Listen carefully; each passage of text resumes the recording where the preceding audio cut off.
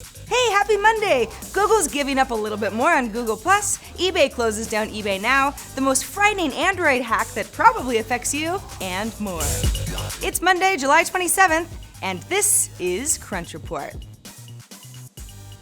Last week, eBay released PayPal to roam free as an independent company. It worked out pretty well for PayPal, but this week eBay is making even more changes. The company announced this morning that it's closing down a bunch of mobile apps, including eBay Valet, eBay Fashion, and eBay Motors, and is retiring its on-demand delivery service eBay Now, which was already discontinued as a standalone app last year. eBay Now had originally launched in San Francisco back in 2012, and later expanded to other regions of the Bay Area, plus New York, Dallas, and Chicago. As for eBay Valet, following its acquisition of clothing resale service Twice earlier this month, eBay is also discontinuing the Valet standalone mobile app, but integrating the service into the main eBay app going forward, so it kind of got an upgrade. Valet started as a mobile version of eBay's Sell For Me online service, which lets first-time sellers and anybody else who doesn't want the hassle of managing their own listings an alternative to selling directly on eBay's marketplace. And these aren't the only standalone apps that eBay has killed off. Over the years, eBay Instant Sale died, eBay Exact, eBay Deals, Watch with eBay, and other apps that you've never used or probably ever heard of. The news is on the heels of eBay's decision to also unload its enterprise business for $900 million, and it's selling its Craigslist stake back to Craigslist. Gaming company Razer has confirmed its first acquisition after raising its own funds at a $1 billion valuation. Razer's picking up the software assets of Ouya and acqui-hired the company's technical and developer relations teams, which will help Razer's Android TV gaming business, Forge TV console, and the Cortex gaming platform. Razer isn't getting the hardware part of Ouya's business, though, which includes the micro console and the controller that really put the company on the map in the first place. Min-liangtan, founder and CEO of Razer, tells TechCrunch this was an all-cash deal, but didn't talk specific numbers. Notably, Ouya CEO and co-founder Julie Ehrman will not be joining Razer as part of the deal. Here's a little refresher. Ouya launched back in 2012 with a console that raised over $8.5 million on Kickstarter. It was a big deal. But by March of 2014, seemed dead in the water after having trouble getting developers to build for the platform and getting people to buy the kit. In total, Ouya had raised $33.6 million from a bunch of investors, including $10 million from Alibaba, who said of the sale, quote, "Alibaba Group is committed to bringing high-quality games and content to our Chinese users. We look forward to continuing our collaboration with Ouya through Razer." Google Plus, while beloved by some, has definitely not turned out to be the social network that Google hoped it would be.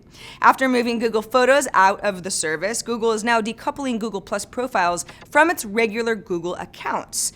Now, the idea behind Google Plus profiles in the first place was to give users a single identity across all Google services. It was a convenience thing, but a lot of users felt that it was pushy and they were turned off by it.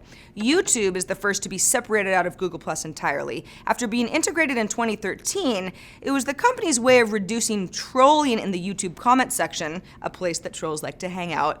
Everybody was linked to a real profile, right? Didn't go over that well. YouTubers hate change. So what's the point of Google Plus going forward, you might ask? Google's Bradley Horowitz says, it's becoming a place where people engage around their shared interests with the content and people who inspire them. Well, thank God. I finally have a place for that. Woo! Android owners, prepare to be terrified. Researchers at Zimperium Mobile Labs have demonstrated a new Android hack called Stage Fright that could affect up to 95% of Android devices. Hey, that's a lot. It works as follows. A hacker sends a video message. Let's say I have an Android phone, so I get it. It's modified to circumvent my Android's sandboxing security measures and execute remote code that would give up basically full access to my device, everything stored on it, camera, microphone, everything. And the video doesn't actually need to be opened by me. Many Android devices will start processing a message in the background before it ever gets opened. That's how this works. And then the attacker could go in and delete the message as soon as they executed the attack, and the whole thing might go unnoticed by me and probably a decent portion of the millions and millions of Android users out there. The bug was apparently introduced way back in Android version 2.2 that was froyo, but Zimperium has successfully tested it on builds as recent as the latest update, which is Android 5.1.1 or Lollipop. Cool! There's good news though. The bug can be fixed with an over-the-air update, and Google has already issued a working patch. But for most Android devices, the manufacturers themselves, OEMs, have to send out the patch, and if you're using an older phone that hasn't been updated in a long time, and that's around 11% of active Android phones, you might not get a patch at all.